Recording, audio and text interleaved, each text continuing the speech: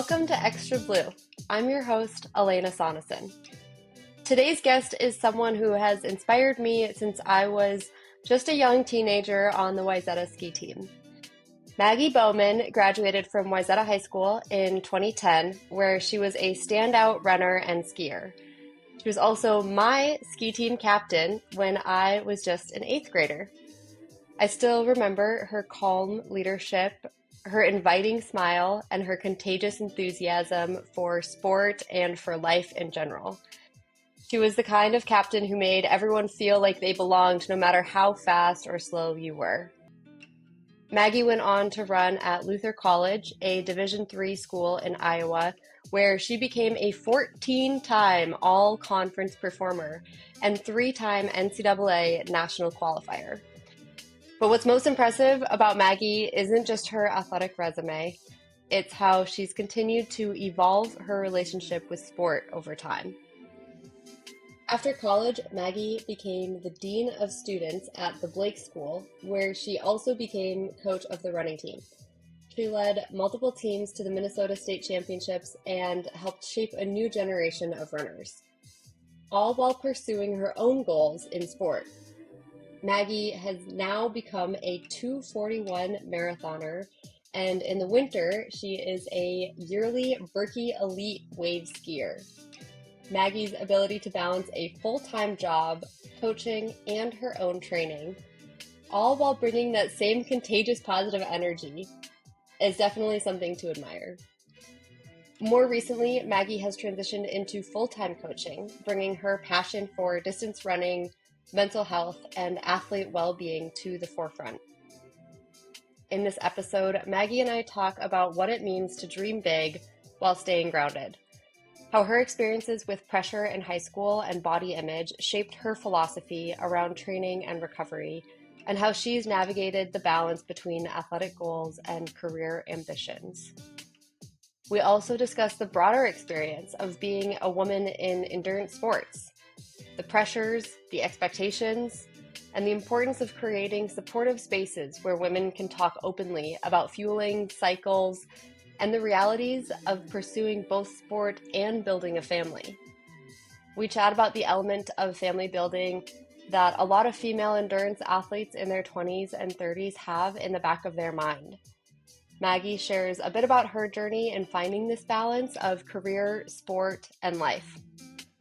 I've learned a lot from Maggie over the years, and especially in this conversation, and I really hope you can too. Please enjoy this episode with Maggie Bowman. This podcast is powered by Gear West, a specialty sports campus which has supported and inspired me for years. If you're near Minneapolis, their incredible 25,000 square foot store is just about 5 minutes west of Ridgedale and offers the largest Nordic selection in the country. And no matter where you are, their website is a fantastic resource for learning, motivation, and the gear. Everything you need to chase your goals in Nordic and alpine skiing, biking, running, and all kinds of cross training. Check out gearwest.com. I'm super grateful to have their support, and as a reminder, you can now watch these episodes on Gear West's YouTube channel. Okay, listeners, we have Maggie Pierson Bowman on the podcast today. I grew up looking up to Maggie Pierson at the time. She was a role model for me on the Wayzata High School running team and ski team, and now known as Maggie Bowman.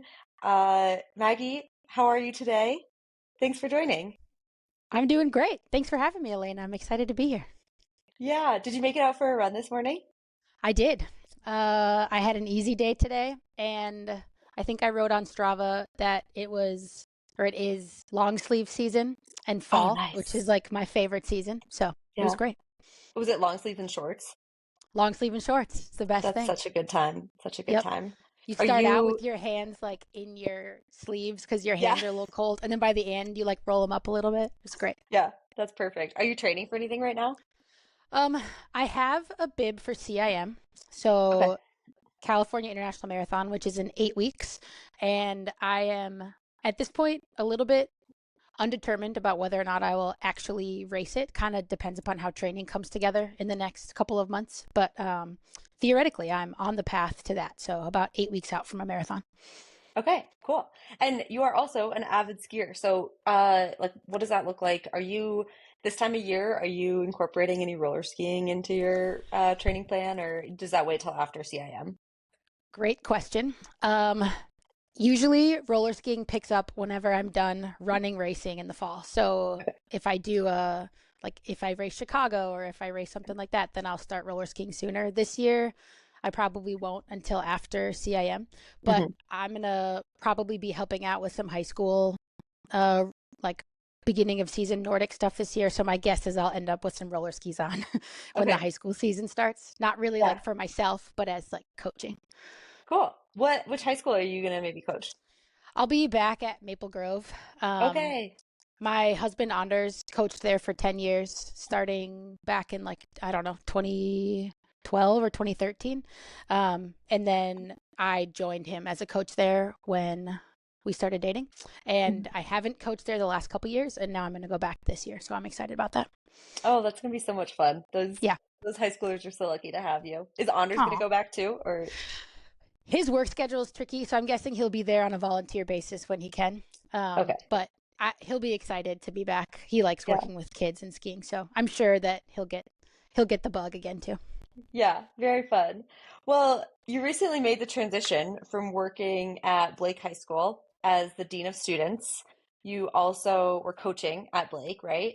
Yep, And as of last school year, you decided to step away from that position, and you're now kind of all in on your own running and also coaching, both for yep, Mill City Running and your own coaching company, Maggie Bowman Coaching. yep. Um, so how's that transition been? What was it like this fall to not go back to school for the first time in, I don't know, ever, I guess? Oh my gosh. It was so great. I can't even tell you how Yeah. great it was. Um yeah, I wondered throughout the summer and even in the month of August and September, I wondered were there going to be days where I was like, "Oh man, did I make the right choice?" or, just contemplating the decision that I made, but it really has been awesome and I haven't regretted it at all.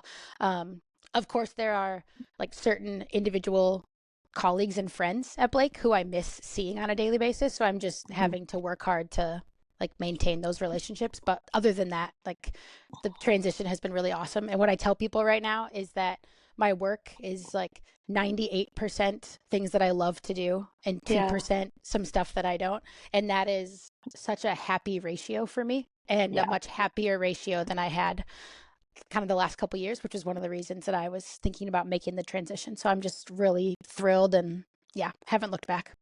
Yeah.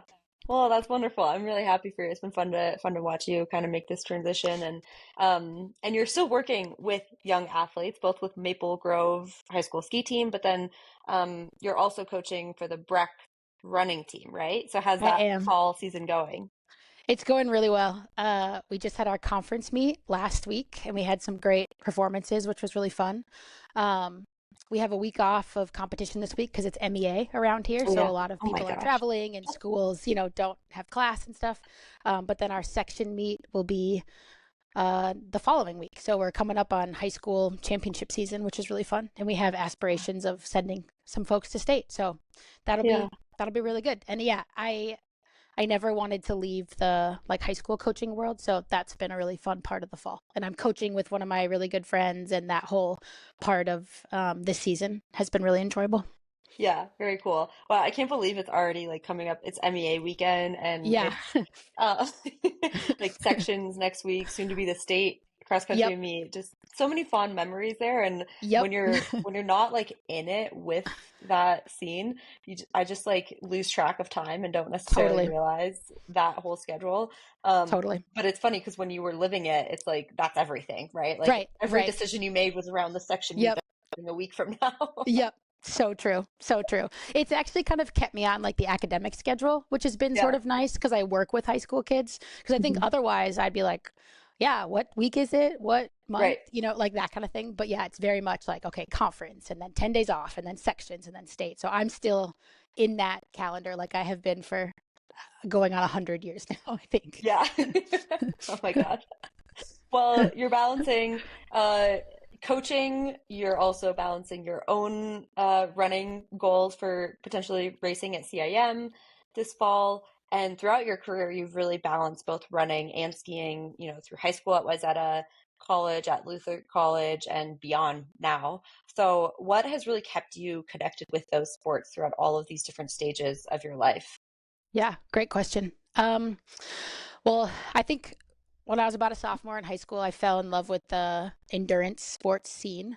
Um, Nobody in my family was into endurance sports when I was growing up. Like my family's very athletic, but I would say like my dad played football and lacrosse, and my mom sprinted and did dance. Like we weren't like an endurance family. So I Hmm. came to endurance sports a little bit later than some people, I think. Like I didn't do middle school cross country or track or Nordic or anything. I started when I was a sophomore, and I was like, "Oh my gosh, I love this so much and the people are amazing and I'm behind." Like I didn't have my first, 4 years of this awesome stuff. So I just kind of like jumped right in. And then yeah, I mean every phase of it has been different, but I feel like so much of my like social life and my friends and just like growth as a human has come in and around endurance sports. So it's looked different at each phase, but it's always a little new and a little different. And so it never gets boring. I mean, I'm still, trying to figure out how to run my fastest races and get high school kids and adults to run their fastest races. And it's not like, the puzzle is perfectly clear at this point. Like every phase is different. So Hmm. that's been really fun. And uh, I did, yeah, balanced skiing and running in high school. And then in college, Luther doesn't have a ski team. It's in Iowa, and they just don't get enough snow. Hmm. So I was a 3-season runner in college, cross country, and then indoor and outdoor track. Um, and then I post collegiately, at first, I lived on the East Coast for a few years, and there also wasn't like a big ski scene where I was living out there because there just, again, wasn't enough snow. I was living in New Haven, Connecticut, and if we got a couple inches, it was like the world was ending. So I didn't ski a lot in those years. But then when I moved back to Minnesota in 2017, my then boyfriend and now husband Anders was a big skier, and he was very much into the like amateur, citizen racing scene in the Twin Cities, and that then I like re fell in love with the whole ski season and community and the like local races and the different places you could train. So it was like all new again. I had skied in high school, but then all of a sudden I was like, oh my gosh, now we ski 30Ks and 50Ks, and like there's people, and we can go and stay at an Airbnb in the UP for a weekend and hang out with my best friends and ski. So like that was something new as well. So it's always been something that's been a big part of my life and a big part of I say our, like Anders and I, our like social life and kind of our home together for the last however many years, almost a decade now because we're old. That's so beautiful. And you mentioned that your relationship with kind of sport has evolved over those Hmm. phases of your life. I guess Yeah. how can you explain more about like how has that relationship with competition and training Mhm. evolved from the time that you were a high school athlete through your days at Luther and now as an amateur skier and coach Yeah. who still enjoys setting goals?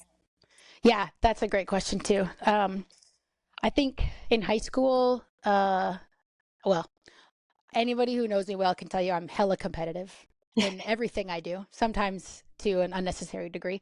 So it's not surprising that like, competitive side has been with me for many years now. But I would say in high school, because I picked up the endurance sports, not like late by any means, but when I was 16 and I didn't have the years of experience, I wasn't really that competitive on like a state level when Mhm. I was in high school. I, I mean, you know this too. Like we also went to a huge high school and one of the most Yeah. competitive high schools in the state as far as athletics. Hmm. So, um, I never skied at a state meet or ran at a state meet in high school. Um, I had plenty of, young girls or young women on the team who were way better than I was. So in high school, it was really like, how much improvement can I make and how much can I compete against myself? And of course, I had goals about like maybe I want to be on varsity someday, or maybe I want to, be able to train with these people because they're faster than I am. But I didn't really have these like huge competitive goals as far as like a state or national level in high school because I just wasn't there. So it was much more about like, you know, I really want to break 6 minutes in the mile. And then, like, can I break 550? And it was just sort of this, almost cliche, like you fall in love with the process and setting a Hmm. new goal and then hitting that goal. And I remember my senior year, I think the award that I got at the banquet was like most improved. And that Uh-huh. was, that was like who I was at the time. Like, I wasn't setting records, I wasn't doing any of that, but just, yeah, had fallen in love with kind of that progress and seeing how fast I could be. And then in college, I went to Luther College, a D3 school. I joke with my college coach now. I didn't even really get recruited. Like, I wasn't fast enough, Like, she probably would get my emails and be like, yeah, yeah, yeah, Maggie, okay, you can come, But like, I wasn't the one who she was like really trying to call to like convince to come to Luther. Um, but the program was amazing and really worked well for me. And so, like, over the course of the 4 years, I ended up kind of getting to that place where I could be competitive, like on the regional and national level at D3. And that was really fun. So that was different than high school. I was like, okay, like, yeah, I want to be an All American, or I want to try to, qualify for the national track meet or whatever it is. So um, then I would say my like eyes were opened a little bit to sort of this competition on a grander scale, which Hmm. was really fun. And I definitely, again, super competitive. I was like, oh yeah, like if that's the standard to qualify for the national meet, like that's going to be my whole personality for the next year or whatever it is. Yeah. So that was really fun. And then post collegiately, it took me a couple years. I think for anybody who, you know, finishes up college athletics, you sort of have to figure out like what does it look like after that. It's been Hmm. so structured, and it's been, somebody else has essentially been like leading the charge. I mean, you have to do the training and you have to put in the work, but you have coaches and you have athletic trainers and all these people who are there to kind of show you how it goes. And then post collegiately, it's like, well, now what do I do? Yeah. And I feel like one of the benefits about running and skiing is that they are lifelong sports. Mhm. So, like my brother, was a D3 football player, and there's not tons of opportunities for like a football player post collegiately, unless you're playing in Yeah. the NFL, to like Mhm. continue to do that. So the fact that it was running and skiing was helpful. So I took a few years to kind of just feel out like what does it mean to be a runner and a skier after college. And then again, it was the social scene. I moved back to Minnesota in the Twin Cities, and there's just such a vibrant, like local running, whether it's like running teams or clubs or circuit races or whatever it is. And there's just lots of people who are trying to be competitive on like that amateur scale, but post collegiately. I have these two friends, Merritt Soneson, Nick Ross. I don't know if you know them. And then, like a lot of the other like Gustavus and Luther, like crowd that I hung out with, there just were lots of people who were still trying to train and race at the highest level they could. So then I started doing like the TC10 and the TC 1 mile and the, Brian Craft 5K, and just kind of getting into that local scene. And then eventually started thinking about the marathon and what that would look like, and had friends who were trying to maybe go after the Olympic trials marathon, like qualifying standard. And I kind of started to think like, oh, maybe that could be kind of cool. So then I Mhm. leaned a little bit more into the longer racing scene and half marathons and marathons. And that's kind of been my competitive love for the last, I would say, like 5 or 6 years. Yeah.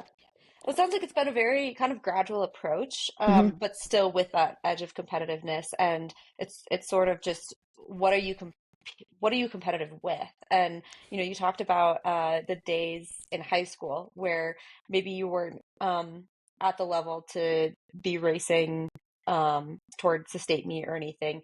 But what I felt like was really cool going to Wayzata was that our coach gave us these like small incentives over the course of our progress as an athlete, and in the form of t-shirts. where Hmm. if you broke 6 minutes in the mile, you got a t-shirt that said Yep. you're in the mix when you're under six.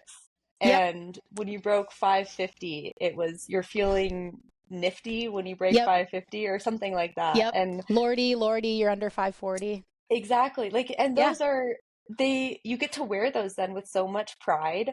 Yep. And again, maybe you're not racing at the state meet, but you get to wear that being so, so proud of yourself for Hmm. having reached that accomplishment. And Yep. I felt like having those small incentives as a high schooler, then uh it gives you this like competitive edge against your like you're competing against yourself, right? Yep. You have to compete. It's you against the 6 minutes or the Hmm. 550, right, that you're trying to Right. break. And so it gives that competitive edge while also being very focused on the process where it's like, oh, I broke six. Can I break 550 now? Right. And I just felt like that was a really cool way to uh, present competition to a Hmm. younger demographic Yep. without making it so exclusive, as in like only the top seven race varsity or Right. only so many people can qualify for the state meet. So, Yeah. I do a lot of that in my coaching right now too. Because yeah, like it is an interesting phenomenon to have a sport like cross country where you might have 40 or 50 kids on the team when only 7 or 14 are going to actually represent the team in the mhm, postseason. And how do you keep all of those people engaged and interested and committed? And it absolutely is with the little incentives. We do mhm. like prizes at the end of the summer. Did you do 100-mile summer or 150-mile summer? Like it's those Yeah, little things that really, I think, keep kids inspired and coming back. And yeah, it's because in high school I would have done anything for that sub 6 t-shirt. Like yeah, it was my whole dream. right. Yeah, they're so cool.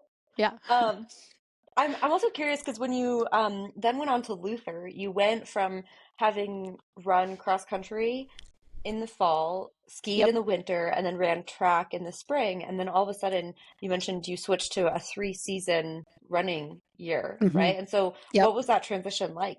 How did your body kind of handle that? It's a great question. I at first thought to myself, how do these people do this? How do they run all year long? I'm either going to get hurt or I'm going to get bored Yeah, or, whatever it is. But I would say my coaches did a really excellent job of making sure that as freshmen, especially, we didn't bite off too much in the indoor season. So our training was consistent, but not too crazy. I took almost a month of time without training after cross country was over to make sure you had a good break. And then, we had almost a month away from campus for J term at Luther. And so you're like training, but it's not intense training, hmm on the track or that kind of thing. It intensified as I got older, but especially at first.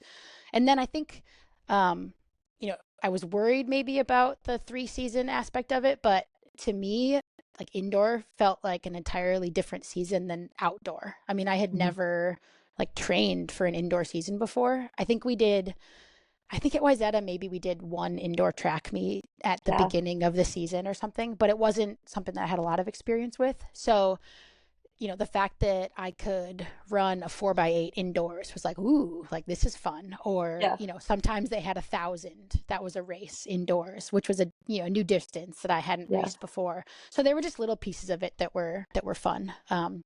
And in college, you get to travel on the weekends and go to competitions, and you get to live that like NCAA athlete life. And so it didn't feel like a grind as much as I thought it might that first indoor season.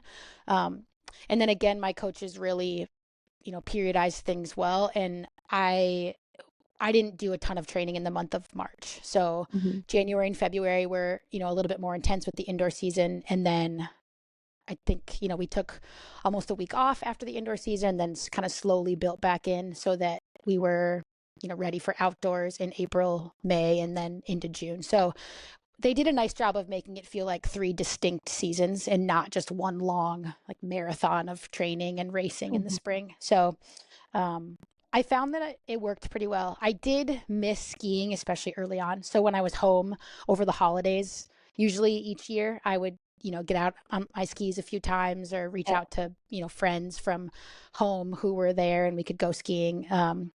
because yeah, I miss that part of it when it's snowy and you want to go ski and you have to go run, for an Yeah. hour, like kind of sucks. Yeah. Or run on the treadmill. But my coaches did a nice job of structuring it so that I was healthy and excited that indoor season. And then I think for me, the stepping away from it in college, away from skiing, that is, I wasn't, I wasn't like super excited to step away from it, but it worked out well. And I think it just made it feel all new and exciting again when I came Hmm. back to it after college because I Yeah. hadn't put in hours and hours of roller skiing or training in college at all. And so then, when I was 23, I was like, oh, this is kind of fun. I haven't Yeah. done this in a while. So it was just new and different again in a way that, yeah, I appreciated that.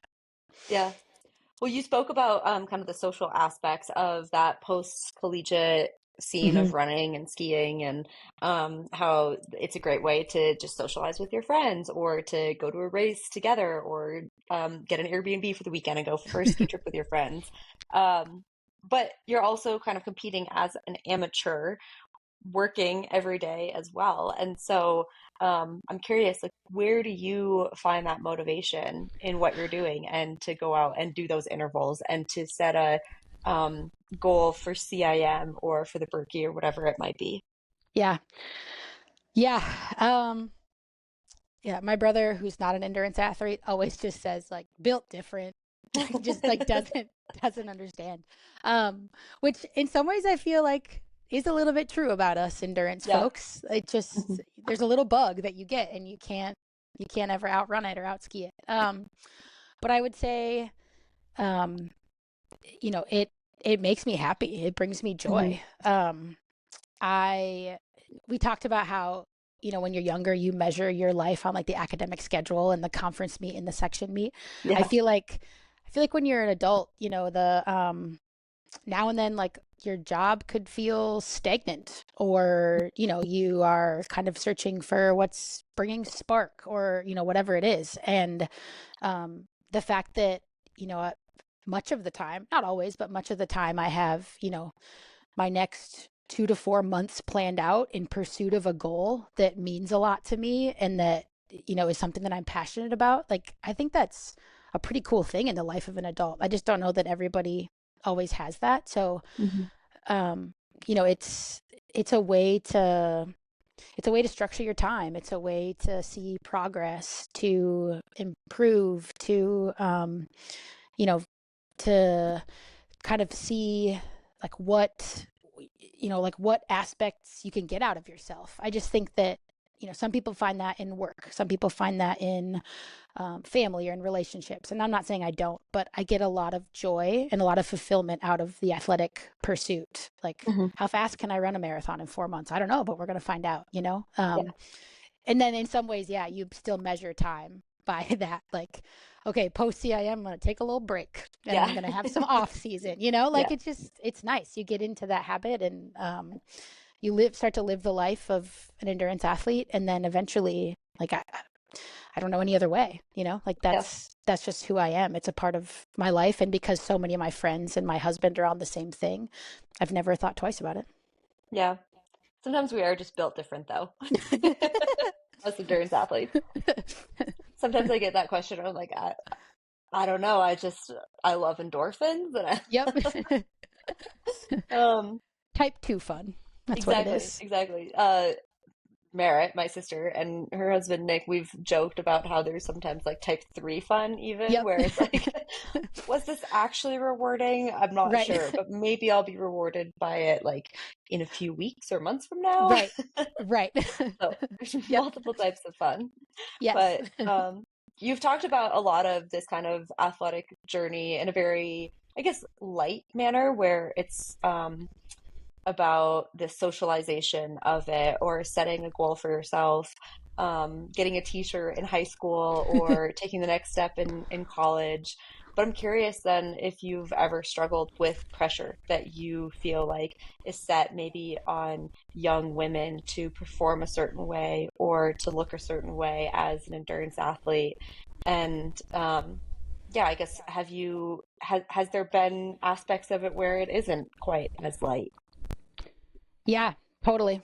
Um, and I think that I feel very grateful that when we sit and have this conversation, um, the things that come to mind first are the happy things and the Yeah. lightness, because that's been a really defining piece of my journey. But there certainly has been parts that have been not as light, or parts that have been kind of laced with struggle.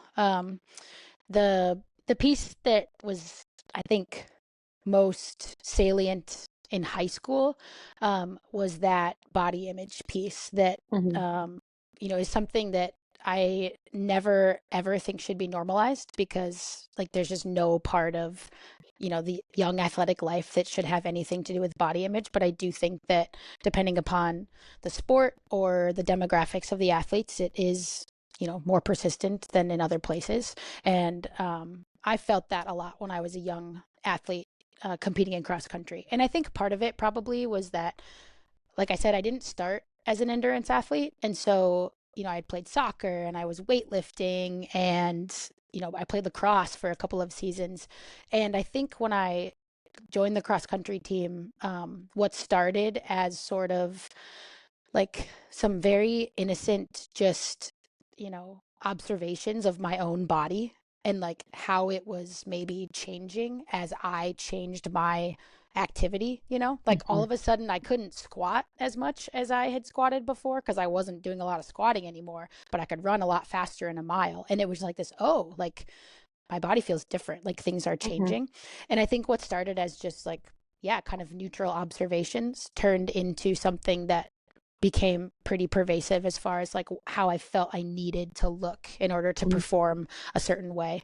Um, and the, I think the pressure was predominantly from within. My family was super supportive, and I don't think that any of it stemmed from them. My friends were super supportive, but I think I all of a sudden kind of grabbed on to this notion that, a fast body has to look a certain way, which is Hmm. just not true. But for, a 15 or 16-year-old, that's just something that I got in my head and had a really hard time kind of getting out of. So there was, I would say, probably 3 to 4 years, like high school and then into early college, where I struggled with a pretty significant eating disorder. I was eventually diagnosed with anorexia and sought treatment and had a therapist and a nutritionist. But I think it started mostly as kind of this, just like, like my body is doing this, and I'm getting faster, and I really want to be faster. And then eventually became something that I had trouble controlling, which was a scary thing for, Hmm. a young athlete. And I'm really glad that it seems like today more people are talking about it. I don't think a lot of people were talking about it when I was in high school, or when you and I were in high school. Well, I'm Hmm. older than you, but many years ago. Yeah. um, and and so I'm glad that it seems like it's a little bit more a part of the discourse now. But I didn't know that when I was in high school, and so it was just kind of this mysterious, like secretive journey that I was on and really struggling with, and didn't necessarily know like how to talk to teammates, or how to talk to a coach, or how to like navigate that as a young athlete. Hmm. And it's interesting for you to say that too, because I recently hosted an event at Gear West with it was targeting young female athletes to talk about Hmm. changes in your body, changes in your emotion, Yep. dealing with pressure, and a primary subject was about, red S, relative energy deficient in sport. And Hmm. I asked the crowd who has heard of this before, and like barely any hands went up, Ugh, right? that makes me And so sad. I know, and I was so surprised by that because Yeah. I feel like it's becoming more of a topic of conversation and there's more awareness in the sport about it. Yeah. Yet so few people had actually heard of it or had really any idea what it was. And so Yeah.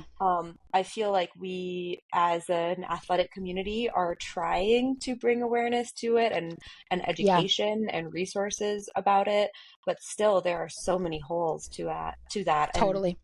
not every high school running team has a female coach or Right.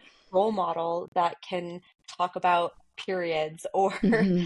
talk Right. about like fueling or emotions as a female athlete. And so Yeah. I feel like it's really important then as I will say inexperienced, maybe older female athlete to hopefully bring that up and talk about it and have those types of conversations.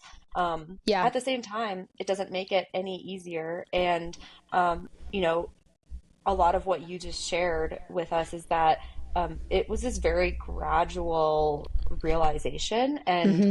you know, it I don't know if it is ever just like the flip of a switch where Right. someone is like, oh, yesterday I was fine and today I Right. need to seek treatment, right? It's this Right. very gradual thing, Yep. um, and that's what can kind of be dangerous about it is that Totally.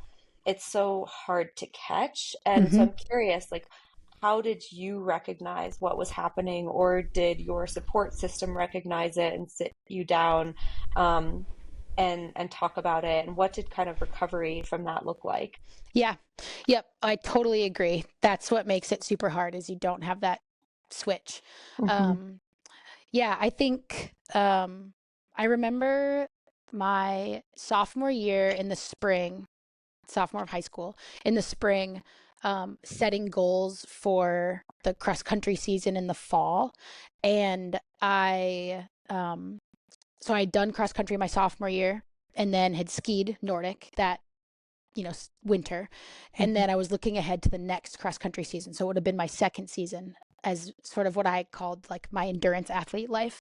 And I remember that, like, as far as my goals that I was writing down for cross country, I wrote down that over the summer, I wasn't going to eat dessert to like plan for the cross country season. And I genuinely like couldn't necessarily tell you like at what point it went from like a sort of a like I am trying to be healthy, like I want Hmm. to fuel my body with good food, like whatever it is. Like there wasn't a moment where, as you said, like everything changed, but it's this kind of gradual transition where one day you go from not really having emotions around food Hmm. to feeling like there are good foods and bad foods, or unhealthy foods and healthy foods, or feeling like, an athlete's plate can't have this or whatever. Um, and it just like the scope or like the spectrum of things that I was willing to consume just got smaller and smaller until finally it was in that fall, I think like late fall of my junior year, that I had lost a significant amount of weight. And it was my mom at first. It was like, I don't know about this. Like, it seems, like I had never been somebody who like ate something different than what my family was eating. Like, if my mom made dinner, we all just sat around and ate dinner. And I was, starting to not eat things that I wanted, you know, previously would have eaten. Or, if we are going to go out to dinner somewhere, like she started to notice that I was always ordering the same thing and not, maybe changing the kinds of foods that I was consuming. So it was this like very gradual slope. But I think it started as this idea that like if I want to be a fast runner next fall, I'm not going to eat dessert this summer. And um, the reality of the fact is that all of that like eventual like restricting that I did definitely made me a much slower runner, an Hmm. unhealthy runner. So none of it was, productive for my athletics or my health in any way. But I didn't know that as a young person, and I was struggling with the body image piece. So um, I tried to work with my mom for a couple months, and then we saw a nutritionist, and he helped me sort of think through like you're running or skiing this much. So like you're burning a lot of energy. So you need to be consuming lots of food. And he went at it from like a very like scientific perspective, which in some ways was helpful. Like I like science and I liked knowing I have to fuel my body in this way, or if I am going to ask my muscles to do this amount of work, like I need to make sure I'm refueling and repairing. um but it didn't really get to like the heart of the issue, of course, which Hmm. was this like piece about body image and not feeling like comfortable in how I looked and feeling like I had to look a certain way. So I think the nutritionist was like a step in the right direction, but even hearing the science from somebody is different than like the emotional, like healing and work that has to go with it. So Right. it was the fall of my senior year of high school when my mom, I think, like made the call, and I wasn't on board yet, but Mhm. like made the call, and I started going to Melrose, one of the Mhm. like eating disorder clinics in the Twin Cities, and I did that throughout my senior year, and worked with a nutritionist and a therapist to like kind of figure out like what was going to be a path to recovery. And I think that um the piece that I was like lucky about is that I think in the grand scheme of things, we caught mine pretty early, Mhm. because I got close, but I never got to a point where like, anybody had to like restrict my activity. Mhm. At one point I remember the like physician that I was seeing at Melrose was saying like, we need to do X, Y, and Z things and like make these things happen, or else you might not be able to ski this season. And I remember thinking like, that's a scary thought to me because I love Mhm. skiing and I love running. But we never got to that point. And I think it's because we just like caught it early enough. Mhm. I wish we'd caught it earlier, because I think the longer it goes, the longer the path to recovery is. But Mhm. as far as like physical health, like Mhm. I was never in a place where either like me or like doctors were, concerned about like my just my like general like metabolic physical health, which was I'm really grateful for. A lot of people don't have that same sort of like story, but the like emotional and the mental recovery from it still takes a long time, even if Right. catch it early. Mhm. Yeah, there's so much in there that's really really great, and I appreciate you sharing all of that. And Hmm. um, I think what is really important to kind of emphasize is that this thought of, oh, I have these athletic goals that I want to reach, and so in order to reach them, I'm going to eat healthy. And eating healthy is incredible. But eating healthy can mean so many things. It Right. doesn't mean restricting fats or desserts or Right. treats. At least in my opinion, it means having a well-balanced diet that Yep. is fueling you for the activity or the goal that you're trying to reach. Yep. And for some folks, that does mean like maybe because of um, predisposed health issues that they can't eat certain things or they have to cut certain things out. And I think that's really important to talk to a dietitian or a nutritionist about. Hmm. But for a young athlete who doesn't have allergies or anything and is pursuing athletic goals, Yep. to eat healthy, I hope means having a very well balanced plate and diet throughout a season or throughout life, really. Yep. Totally. And I couldn't agree more. And I think like I hate it when, whether it's social media or people who are uninformed or whatever it is, like throw around these different terms about health and foods that are healthy and not. And I just want to Mhm. like strip all of it down and throw it away, because I totally Mhm. agree.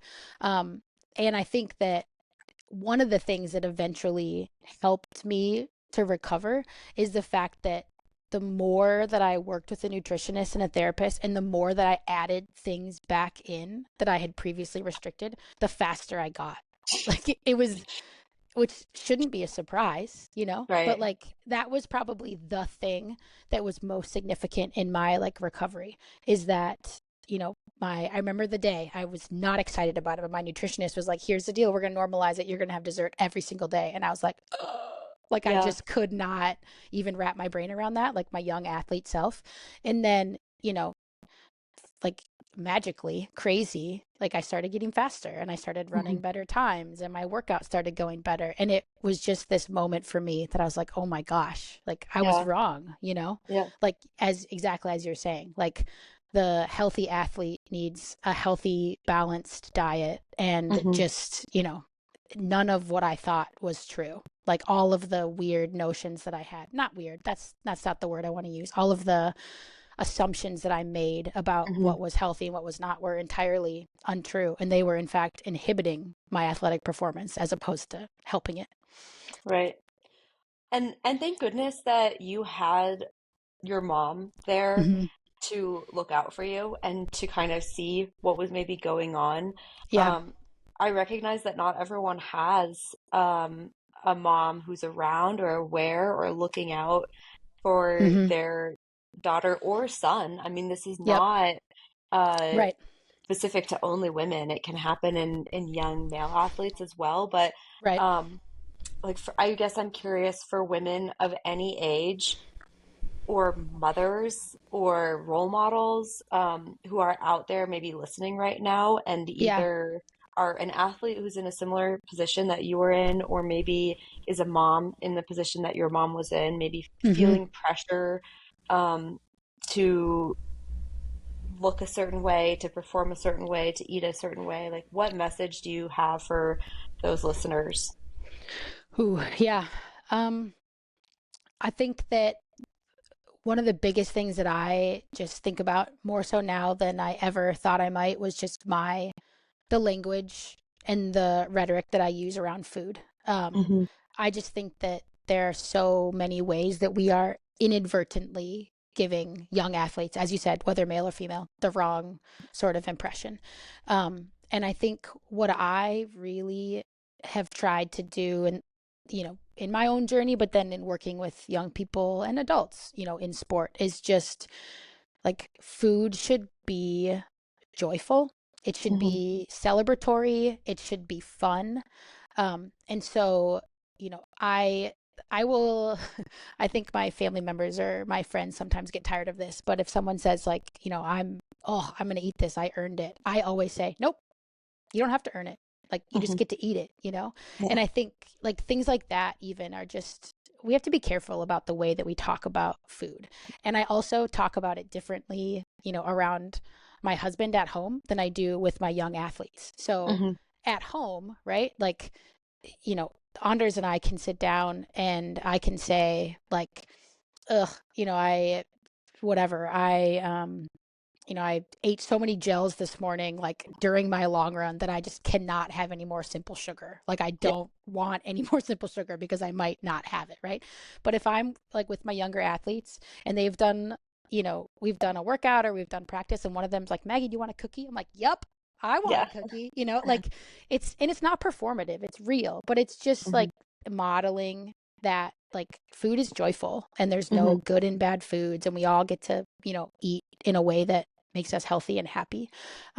That's one thing. And then the other thing I would say is, the unfortunately in the way of eating disorders or red S, like the earlier the better. Hmm.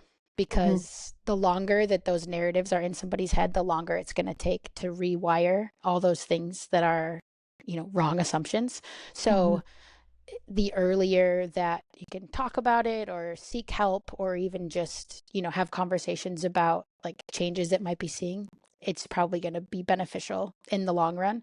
And, if you're not comfortable doing it, that's totally fine, but you can reach out to a counselor or a coach or a doctor, whoever, who might have experience, just because I would much rather see the conversation happen and then, have a relatively short or you know, fleeting moment with some sort of like disordered eating than not have the conversation or not, engage with it and then eventually have a much longer or much scarier journey just because it's been a part of someone's psyche for a long time. Hmm. Hmm. Thank you again for sharing all of that. Mm-hmm. That is incredibly valuable, I think, for listeners to hear. And I appreciate you sharing your perspective. I think what's really important also to note for young athletes, um, particularly young female athletes who might be going through something like this during a phase of their life where they're developing as a human and Mm-hmm. as a woman who might at one point later on in their life want to plan to have a family. Mm-hmm. And some of these uh, choices as a young athlete can have some really severe consequences then that catch Right. up to you 5, 10, 15 years down the line. Right. And you've shared with me that you and Honors are hoping to plan for a family at some point. And Yep. um, at this point in your career, you know, you are it sounds like in a much better, healthy place and have a great relationship with food and enjoying food with people. Hmm. And you're also pursuing athletic goals and you want to run really fast at CIM if you can. You want to have a great ski season. Um, you also want to try to expand your family. And I'm curious how you have thought about adapting your training around family planning or if that's kind of shaped your relationship with goal setting as an athlete as well. Yeah. Yeah, absolutely. Thoughts and plans that I think about really often right now that I never would have, even considered like 10 years ago, but here we Yeah. are. Like Yeah. we used to talk about math tests and like driver's licenses, and now we talk about, family planning. Yeah. Um, yeah, I think um, this is another place where, I don't think we, and I say we, I guess sort of a collective we as like an endurance sports community, I don't think we are where we need to be yet, but I think we have made progress as far as the number of, whether it's couples or women or whatever, who are speaking openly about their Mhm. journeys with like athletics and pregnancy or family planning. Um, I can't imagine being, of this age, and I'm not a professional, so I'm not equating my experience, but like, hearing some of the stories from, Kara Goucher and Molly Huddle around like, what it was like to negotiate contracts around pregnancy and all the things. Mhm. So I think we're making steps, which is exciting, with a long way yet still to go. But, the piece that I think is tricky, and the piece that, 18-year-old Maggie and 25-year-old Maggie just like wasn't aware of or thinking about is the fact that you just like can't control, like you just can't control so much of it. And so I Mhm. think part of it that's really challenging to me is like, um my one of my major goals right now athletically is to qualify for the US Olympic trials in the marathon for Mhm. 2028. Um, and you wish that you could like script out like, okay, if we're doing the family planning, like Honors and I will get pregnant on this day, and then we Right. will have a baby in this timeline, and then I will have X number of months to train for, like, but it just like doesn't work that way. Yeah. And I feel like as endurance athletes, like some of us are type A, like you just really want to be able to like control every piece of it. Um, and you just can't. And so Yeah. it's like this crazy experience of being like, well, like we'll figure it out. But I think, the beautiful part is that now, in the world of like Strava, or in the world of, a little bit more discourse around this, like I have friends who are, you know, like sharing their postpartum running journeys Mm. online, or I, can read about different things or ask questions. And so I feel like in a way, I have like a lot of hope and a lot of optimism around the fact that like you can be a woman who pursues athletics, at the highest level that they can, and then have a baby, and then like continue to do so. And I think, 10 years ago, I don't know that I would have thought that way. Like, I think I probably would have thought like, my athletic journey is over if Mm. I decide that I want kids. But I don't think that's the case anymore. And that part is exciting to me. So I think there's the planning piece, but then there's also Yeah. just the piece of like, well, we're gonna embrace it. We're gonna like see what happens.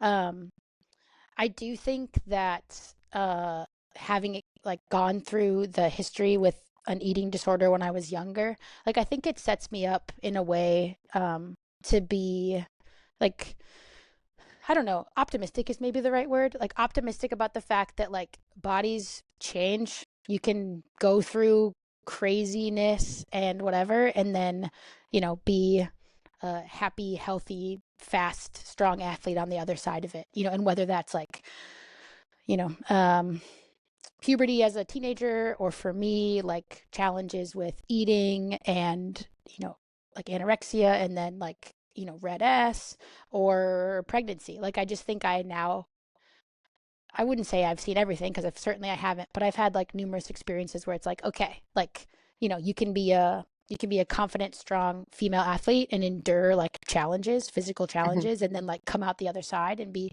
strong and fast and endure more. So I'm like very optimistic about the future. And then also, yeah, like there are moments where I wish that I could just like snap my fingers and like plan everything out, because as an athlete, like you just want to plan for this Yeah. race and that race, and this is how I'm gonna pursue my athletic career, and that's unfortunately not how life works. So, um, in some ways, it's like scary, of course, and it's, you know, humbling to be like, I don't have any control over anything in this life. But in a lot of ways, it's exciting because I do feel like there's more and more examples, and I have more and more hope about like, yeah, I would love to have a kid and I would love to have a family, and I don't think that's the end of my athletic journey, and Hmm. that's okay.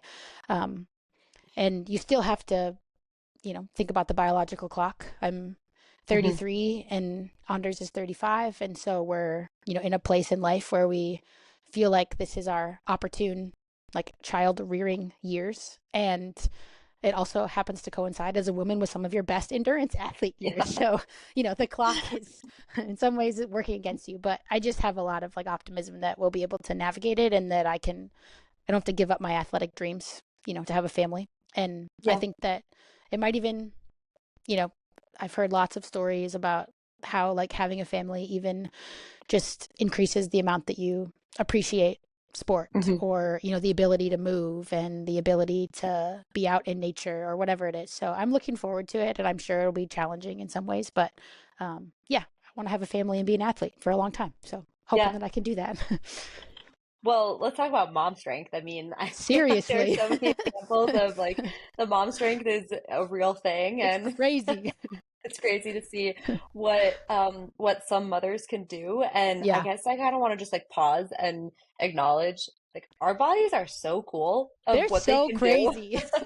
and how resilient they are of what we can put them through, whether that Yes. be a marathon Yep. or having a baby Yep. or coming back from a baby and then racing a marathon. Like All the um things. Yep. female bodies are just like incredible. And They're so amazing. yeah, we'll just give them a We little hype moment a little right high now. five. Yeah. We bleed every month for days Yes. straight, and we're just fine. We're Yeah, just fine. no We big just deal. go about our business. No big deal. Yeah, Yeah. exactly.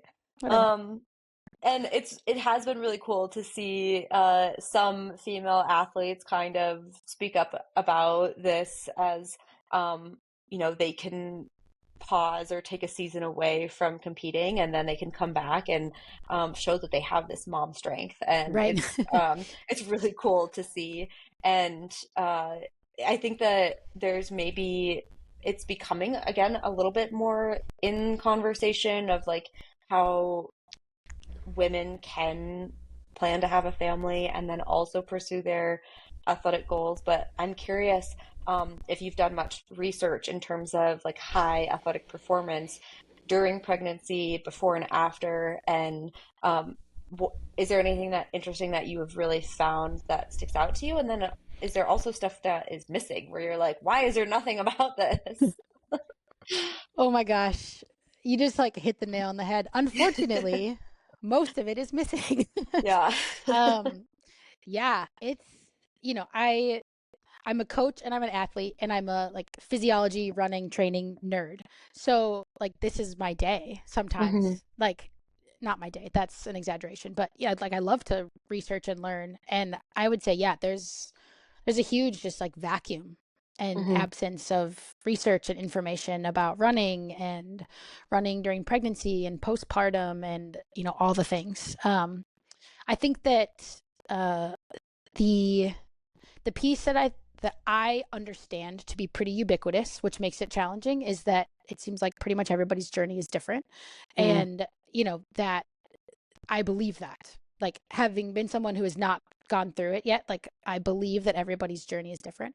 But I also don't believe that just because everybody's journey is different means that that's this like excuse that like, oh, okay, well, it's just gonna be different, so we're not gonna Yeah. talk about it or look into it. I'm like, well, no, like if everybody's journey is different, that's great, but then let's learn about those journeys and figure Yeah. out like how to do this. So yeah, a lot of it I think is missing. I Yeah, there's been more and more research recently about like exercise during pregnancy. And I think Hmm. that the piece that I've been learning is that the conversation is shifting around like how much you can do and how much the body is capable of.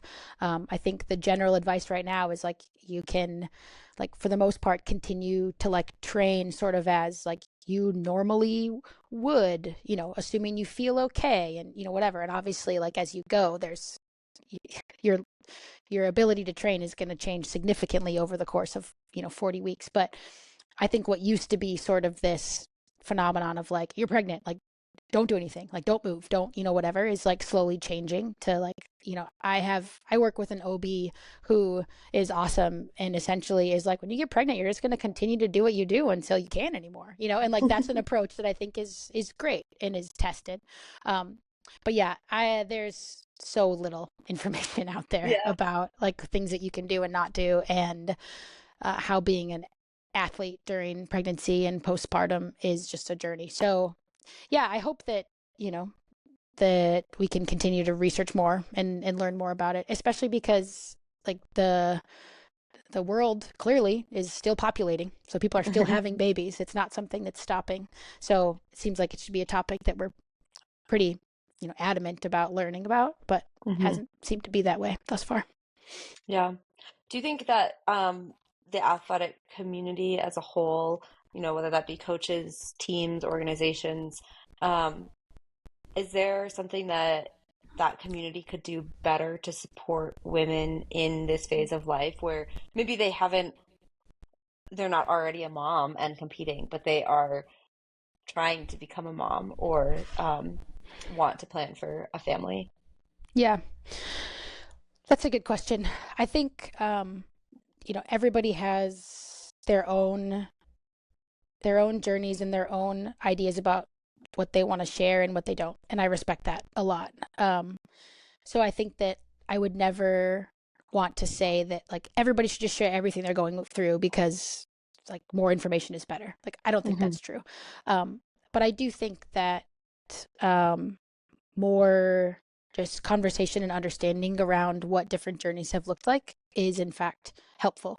So as somebody who is like entering this stage of life, like I've listened to podcasts about like what it was like to train during pregnancy, or like I've listened or read different things. So I think just the more resources that we have is great.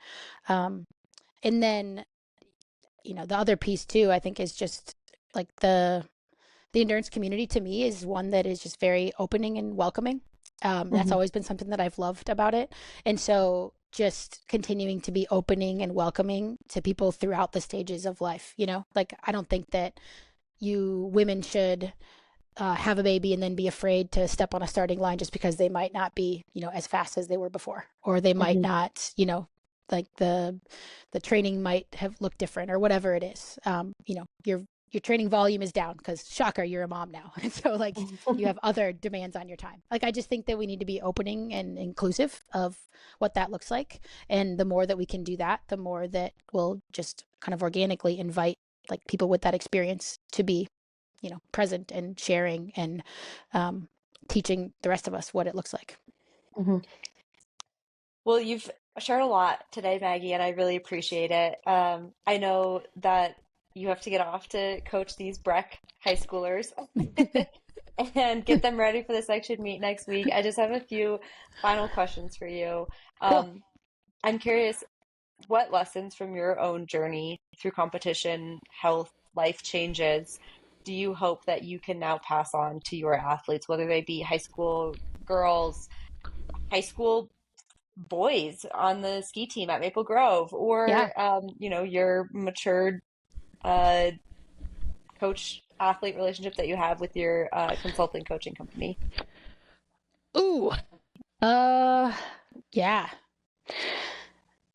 I think one of the biggest things that has stuck out to me about my own journey is to just embrace that your your relationship with endurance sports is going to change over time. Um, and the fact that it's changing means that you are growing and changing it as a human, which is good. That's what you should be doing over the course of your life. So like my relationship with running looked different at age 16 than it did at age 23 than it does now at age 33, and that's good. Mhm. So just embracing that, and not being scared of it or fearful of it. I joke with my friends right now, like I will never ever touch PRs in any distance now that is shorter than 10K. I just won't. Like I don't have that gear anymore. It's gone. And that's fine. I have other things that are exciting to me right now. Or, I have a couple of athletes who are, like mid 50s that I'm working with right now. And they, you know, also have different goals and different pursuits in the sport of running. And they are so excited and engaged and just like committed to working so hard to achieve those goals.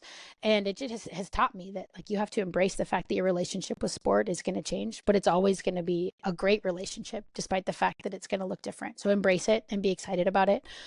Each phase will bring new and different challenges, but that's what keeps it exciting. Beautiful. Well, okay, my final wrap up point is that we've talked about we went to the same high school. We're a few years apart. So back when I Yep. was in high school, it was when you were racing for Luther College, and you came back to talk to the Wayzata High School running team, and you talked Oh. to us about setting goals and believing in yourself. And I remember very specifically that you had created some sort of number. I think it was Yeah. like Yeah. a Yeah. Yeah. combination of the PR that you wanted in the distance and the date of the race that you were going to Yep. try to get that at. Yeah. And you wrote down that number, and it was probably like a 8 to 10 digit number, and you Yep. posted it on your mirror, and Yep. you every single morning you woke up and you saw that. And that's something that stuck with me. I mean, 15 years later, like I heard that and I was like, wow, that is really bold Yeah. and courageous to set that scary of a goal for yourself Yeah. and then write it down and then post it on your mirror where maybe not the whole world can see, but like if other people can still see that if Right. they're around. And so you at such a young age inspired me to believe that I could set scary goals. And you also believe that it's okay to share, or you led me to believe that it's okay to share those scary goals. Yeah. And that it's also okay to not meet them. Yeah. Like it's it's that you've tried and you've given yourself a chance to kind of set that goal, and that's something that I've carried with me since then, right? Since I was in high school and you came back to Oh. talk to us. And I guess I'm just curious to kind of wrap things up. What is something that you wish younger Maggie, the high school or college version of you, had known at the time and you could kind of go back and share with them? Yeah. Yeah. Uh, I think, I mean, not to, you know, pull a cop out, but I do think that is probably it. Um, I think that I've, I recently have this quote that I have used with some of the athletes who I'm working with right now. And I'll probably butcher it, but it's something along the lines of like, fear kills more dreams than failure ever could. Hmm. And I think it's just this idea that, um, like, if you are afraid, if you're so afraid to fail at something that you won't go after it or you won't work towards it, then like the fear is you've taken yourself out of the competition before you even started. Hmm. Um, so I think, the piece that I would tell any younger athlete or any athlete is like set big goals and don't be afraid to share them and go after them because you might just make it, which is pretty Hmm. darn cool. But also, like I really wanted to be an All American in cross country my senior year of college. And I didn't make it. I didn't make it as an All American. And um, like some people could look at that and be like, oh my gosh, like you failed at that goal. And in some ways I did. Like I failed to be an All American in cross country my senior year of college. But in pursuit of being an All American, I also ran my fastest season ever, and achieved like a lot of other things along the way. So, yes, I like failed at that particular goal, but I wouldn't have done all those other things if I hadn't been going after it. So, going after it was way worth it, even though I didn't end up hitting the big thing, the big Hmm. like fancy thing that I wanted. So, um, there's no saying that I'm going to qualify for the Olympic trials in the next 3 years, but I still think going after it is worth it, even if I don't, to Yeah. have all the in betweens. So I would just say, yeah, don't be afraid to go after the big things, because you might just get it. And if you don't, you might accomplish some other cool things along the way. Yeah. You miss 100% of the shots that you don't take. Exactly. Elena Sonneson, she said it Yeah. here. So original. No one's ever said that before. Maggie, thank you so much for opening up to me and sharing everything that you've been through. And I really believe that this conversation will be relatable for so many other women or male athletes and, coaches, parents, whoever it might be listening. Thank you for listening to this. And Maggie, thank you so much for sharing everything that you've been through. So get off and coach those Breck High School girls. Good luck to them at the sections meet next week. I'll be cheering. And yeah, just thank you so much for your time. Well, thank you for having me. It's been a pleasure, and it's been amazing to watch your journey. So I'm glad we can be friends and female athletes together through it. Yeah, cheering for each other through it all. Yep. Cheers. Thank you for listening to this episode of Extra Blue, and thank you, Maggie, for being so generous in sharing your story. Maggie believes in strong, healthy, well-rounded athletes. She believes in community, joy, and dreaming big. If you want to learn more about Maggie and her coaching, you can find her at maggiebowmancoaching.com. You can also find her on Instagram at Maggie_Bowman_coaching. Thank you again for being here and for listening to Extra Blue, and thank you, Gear West, for your support for this podcast. If you're interested in hearing from any specific guest or on certain topics, send me a message on Instagram at extrablue_podcast. While you're on your phone, give this podcast a rating and review. It really helps us grow this podcast and also helps us grow the sport of cross-country skiing. And the bigger the ski community, the better.